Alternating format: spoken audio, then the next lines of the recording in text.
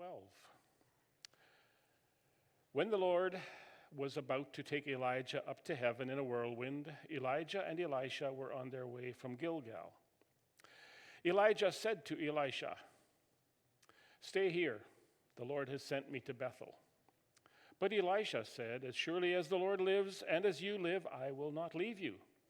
So they went down to Bethel. The company of the prophets at Bethel came out to Elisha and asked, "Do you know that the Lord is going to take your master from you today?" "Yes, I know," Elisha replied, "but do not speak of it."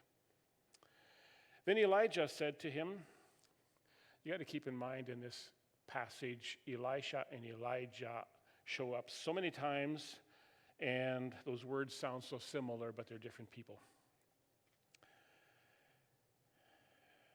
Then Elijah said to him, "Stay here, Elisha. The Lord has sent me to Jericho." And he replied, "As surely as the Lord lives and as you live, I will not leave you." So they went to Jericho.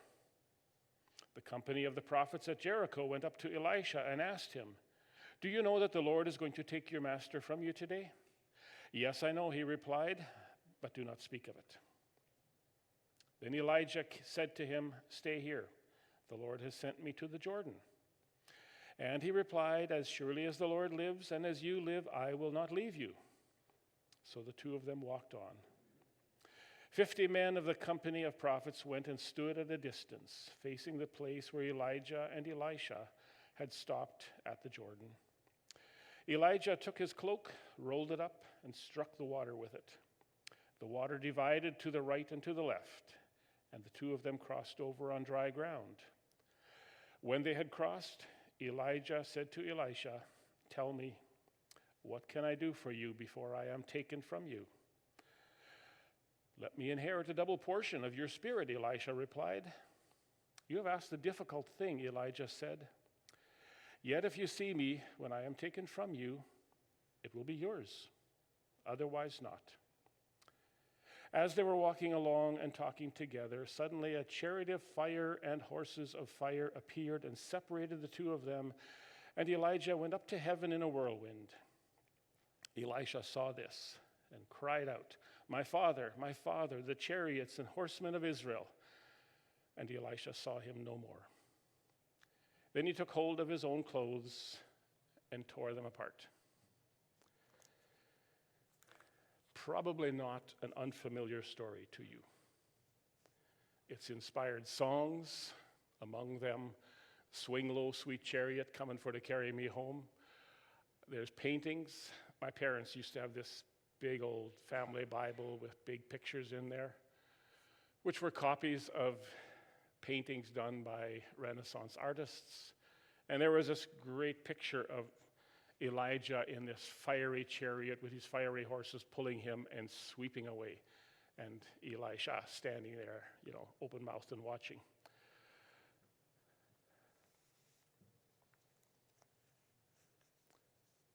It inspires paintings and songs and imaginations. Now I'm just going to leave that story right there, but we'll come back to it later. And I invite you to pray with me. Father, as we look into your word, as we turn our thoughts to you, Father, guide us.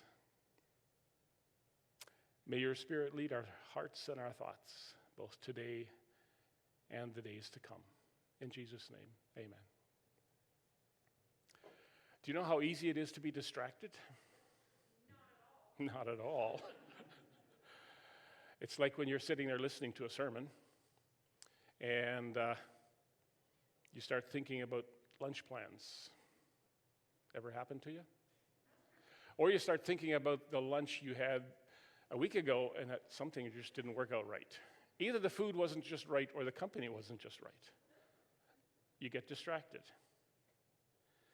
Or you start thinking about the people who were at that lunch who didn't work out just right, and you get really distracted. Or you start thinking about hunting season. How many of you have already thought of hunting season this morning in church? You don't have to show your hands. How many are out hunting right now instead of being here? Or you think about harvest. Or you start thinking about tomorrow's projects, Les had the music video up there. And there was the one shot of somebody walking on this kind of a dark shot, but cobblestone pavement. I turned to Susan and says, there, look, take a look at that paving stone. So for a moment, I wasn't listening to the words or the music because we're working on a paving stone project at home. We get distracted very easily. It's quite normal. Part of the reason is because you can think, 4 times as many words as anybody can talk? So while somebody's talking, you can think a lot of other things. Well, of course, if it's Shelby talking, then it's only 3 times as many. She talks faster. We get distracted, and it's normal. I heard one pastor say one time, yeah, I'm fully aware that you, the congregation, you drift away here and there, then you come back, and then, yeah, welcome back. These things happen. It's not only individuals who get distracted. The Christian church throughout the ages has shown an amazing ability to get distracted. Pastor Caleb has been taking us through the book of Galatians. One of the issues in Galatians that is referred to a few times is Paul had led these people to Christ, and he taught them, you're saved by faith.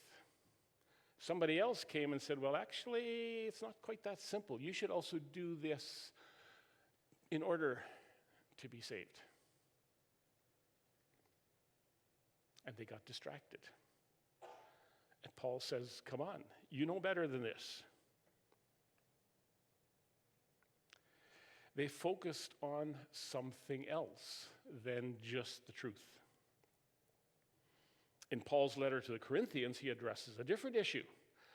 The Corinthian people also knew you get saved by faith, and God's grace is free. So they figured, well, hey, if God's grace is free, and if God's grace is showered on us because of our sin, then if we sin a lot, we get a lot of God's grace. Mathematically, that kind of seems to work. So they sinned a lot and celebrated it because they were saved by grace. Paul says, you're way out of line. You're misunderstanding God's grace completely. The one was swinging this way. The other one was swinging that way.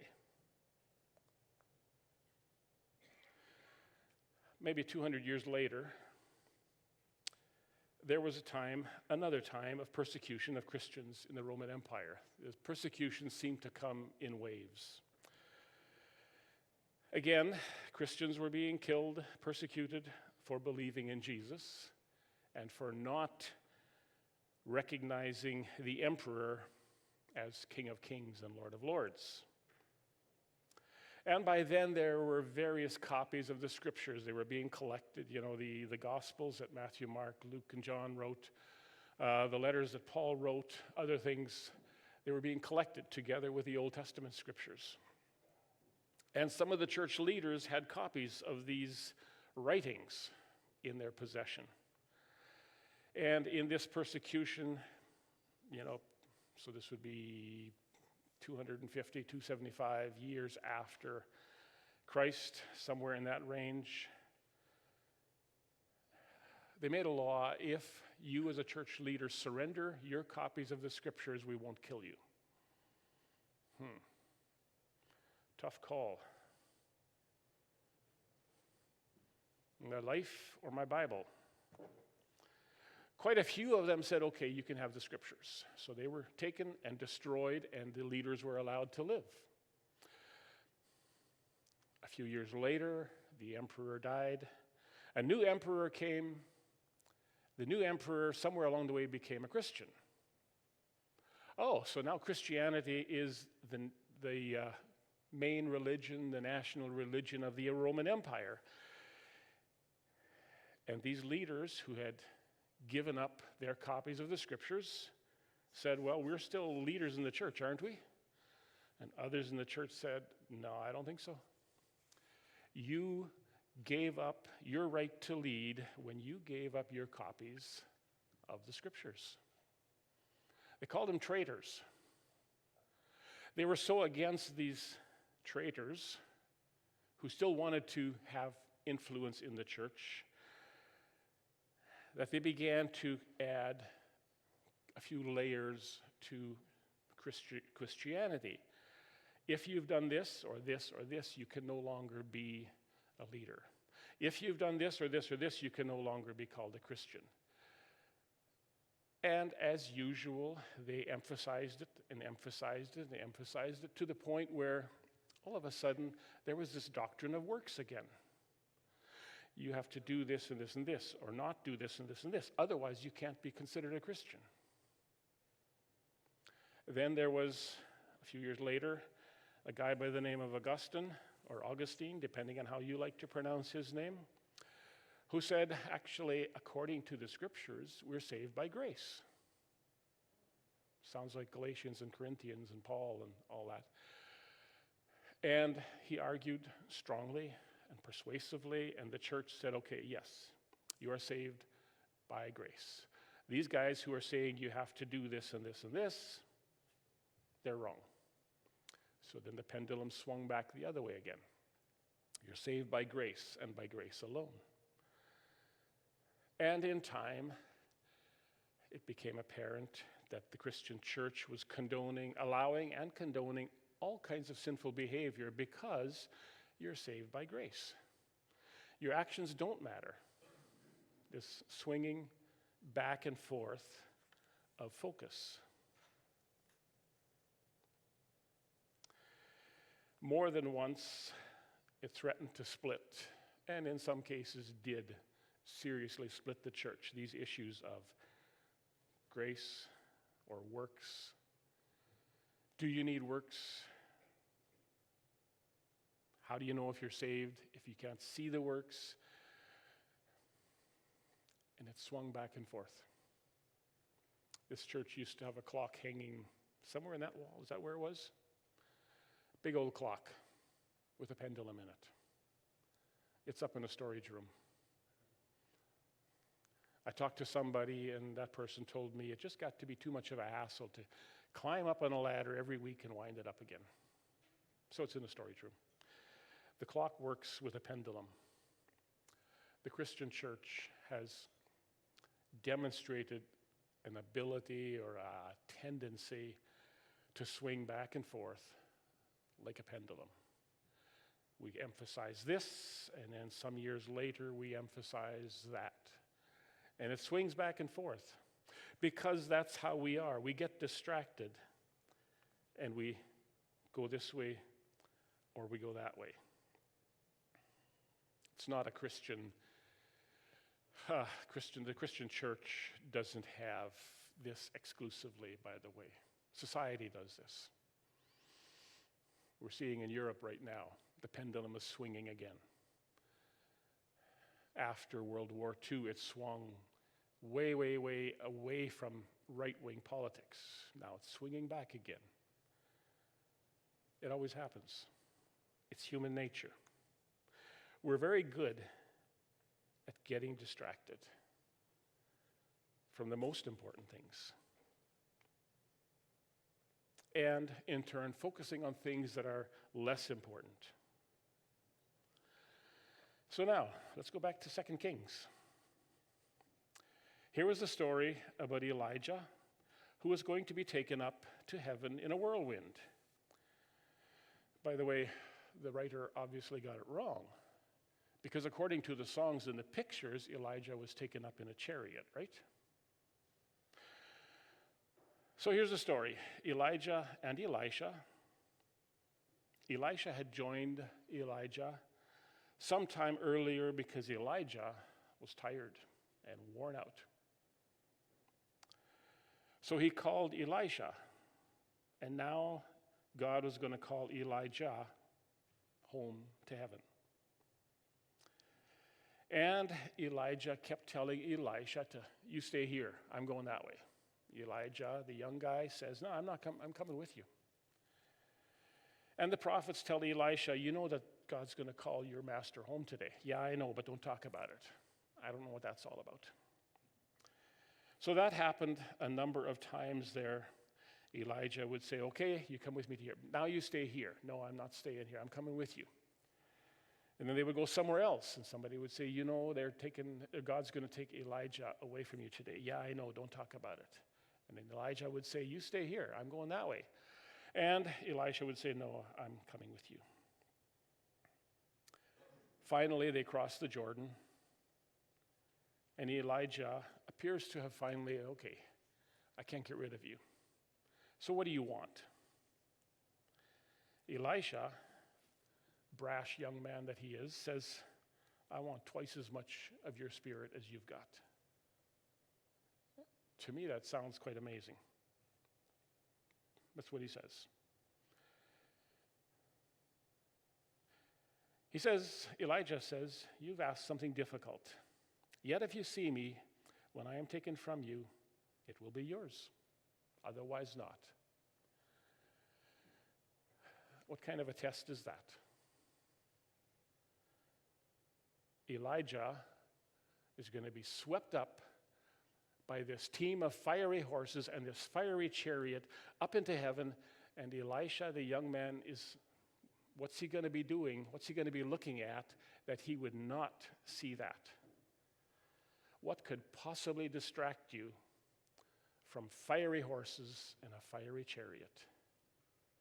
The musicians and the artists certainly weren't distracted from that over the years with all the pictures drawn.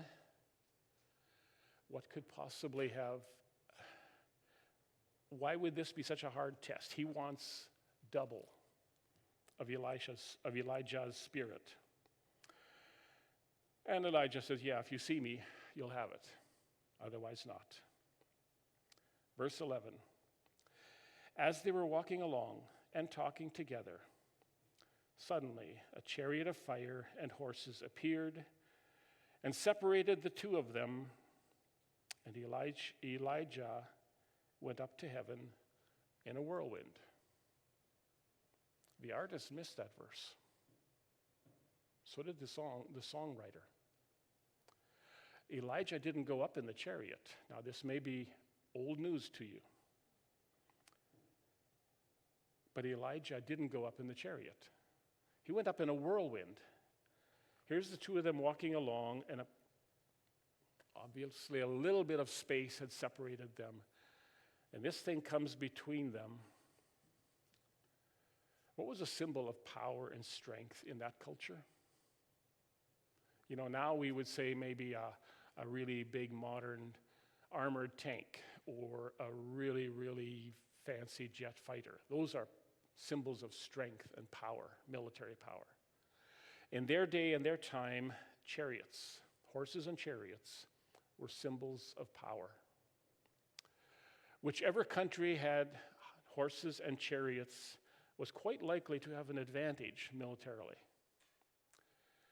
They're walking along, they separate a little bit, and these horses, and they're made of fire. It's amazing. That was Elisha's test. Will you keep your eyes on your master, who's on the other side?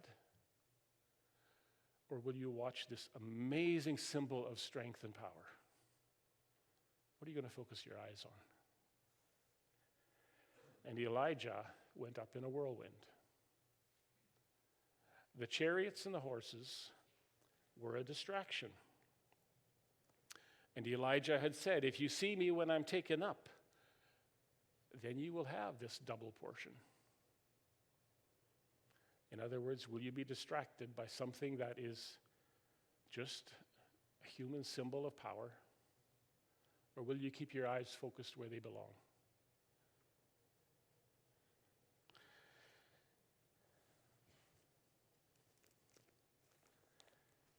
In the New Testament,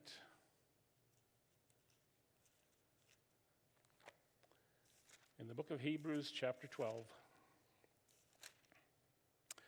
therefore, since we are surrounded by such a great cloud of witnesses, let us throw off everything that hinders and the sin that so easily entangles, and let us run with perseverance the race marked out for us.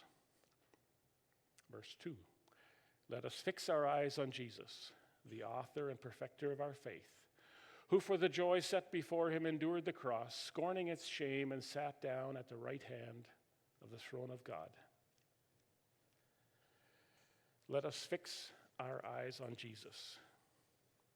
He is the author and the perfecter of our faith. He endured the cross. He is seated at the right hand of. What are we focusing on? It's so easy for us to do the pendulum thing, focus on this, and then a generation later we focus on that. It's human. It's normal. What will we focus on?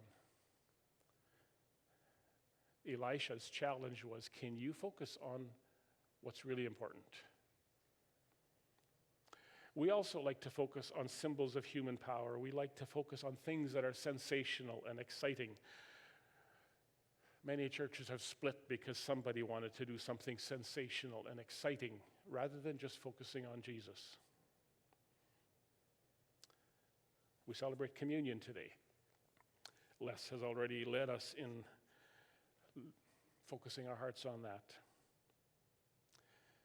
Communion is a way for us to return our focus to Jesus. It's a way for us to be reminded again of what Jesus has done. Simply that, what Jesus has done. Let us fix our eyes on Jesus, the author and perfecter of our faith, who, for the joy set before him, endured the cross, scorning its shame, and sat down at the right hand of the throne of God. Music team will lead us in a song, and then we'll have communion.